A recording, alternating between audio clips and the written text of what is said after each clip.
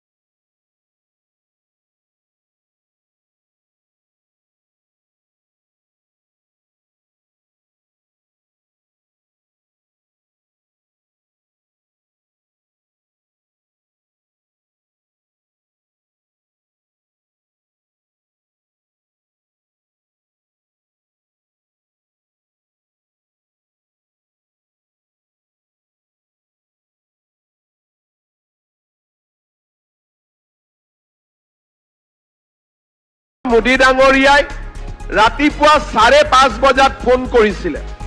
ৰাতিপুৱা মোৰো টোপনিতে আছিলো, ফোন বাজিলে মই ফোন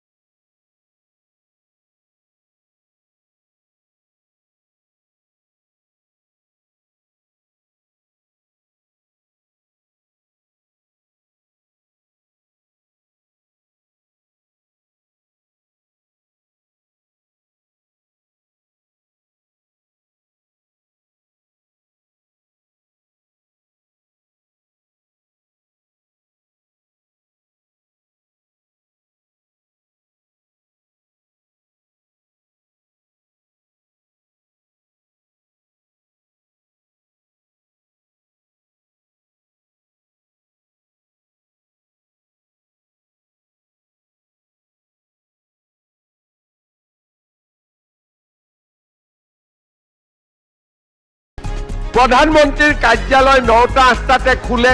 মই ফোন কৰিলো যে ৰাতিপুৱা মোক প্ৰধানমন্ত্ৰীয়ে ফোন কৰিছিলে, চিমুক লগ পাব ক'লে, মোক অলপ জনাব পাৰিব নেকি কোন চিমু? তেতিয়া মোক তেওঁলোকে ক'লে যে চিমু মানে চিমু দাস। কোন ছোৱালী? অসমৰ এগৰাকী ছোৱালী। যোৱাকালি প্ৰধানমন্ত্ৰীক লগ পাইছিলে। কিয় লগ পাইছিলে? যে এইবাৰ ৱৰ্ল্ড ব্লাইণ্ড ক্ৰিকেটত ইণ্ডিয়া চেম্পিয়ন হৈছে আৰু চেম্পিয়ন ইণ্ডিয়া টিমত অসমৰ চিমু দাসেও খেলিছিলে। যোৱাকালি প্ৰধানমন্ত্ৰীয়ে তাইক লগ পাইছিলে আৰু তাই অসমৰ কথা কৈছিলে, সেইকাৰণে আপোনাক লগ কৰিব দিছে। মই বুজিলো যে ময়ে নাজানো অসমৰ ছোৱালীয়ে ইমান নাম কৰিছে, কিন্তু প্ৰধানমন্ত্ৰীয়ে জানে। নিজকে মোৰ অলপ অপৰাধী যেনো লাগিলে। চিমুক মই ফোন কৰিলো যে মা এবাৰ গুৱাহাটীত আহা। চিমুৱে ক'লে মোৰ 3 দিন ইয়াত কাম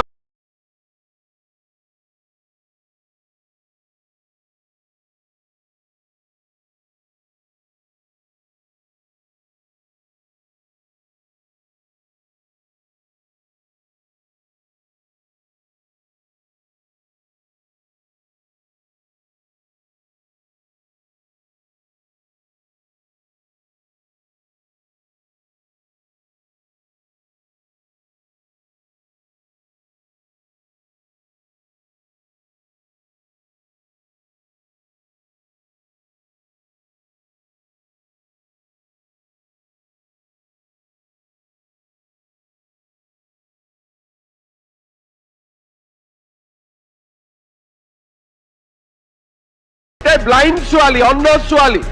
দেউতাক মাক লগত নাই, নিজে নিজে মনফৰ্ড স্কুলৰ পৰা তাই দিল্লীত গ'ল।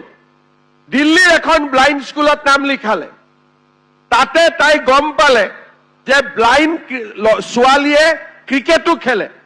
চিনিয়ৰৰ লগত তাই ক্ৰিকেট খেলিবলৈ গ'ল আৰু এইবাৰ ৱৰ্ল্ড বিশ্ব চেম্পিয়নশ্বিপত তাই ইণ্ডিয়ান টিমত পাৰ্টিচিপেট কৰিলে আৰু ভাৰতলৈ নাম কঢ়িয়াই আনিলে।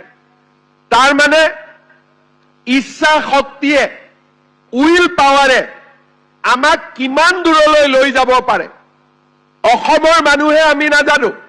খেলিলে, অসমৰ পৰা গ'ল, দিল্লী পালেগৈ, দিল্লীত খেলিলে আৰু অসমৰ মুখ্যমন্ত্ৰীয়ে নাজানে প্ৰধানমন্ত্ৰীয়ে তাইক লগ পালে আৰু মোক প্ৰধানমন্ত্ৰীয়ে ক'লে যে তই তাইক লগ কৰিবি। তাৰমানে সৰু পৰিয়ালত জন্ম হৈ আমি কিমান ডাঙৰ কাম কৰিব পাৰো তাৰ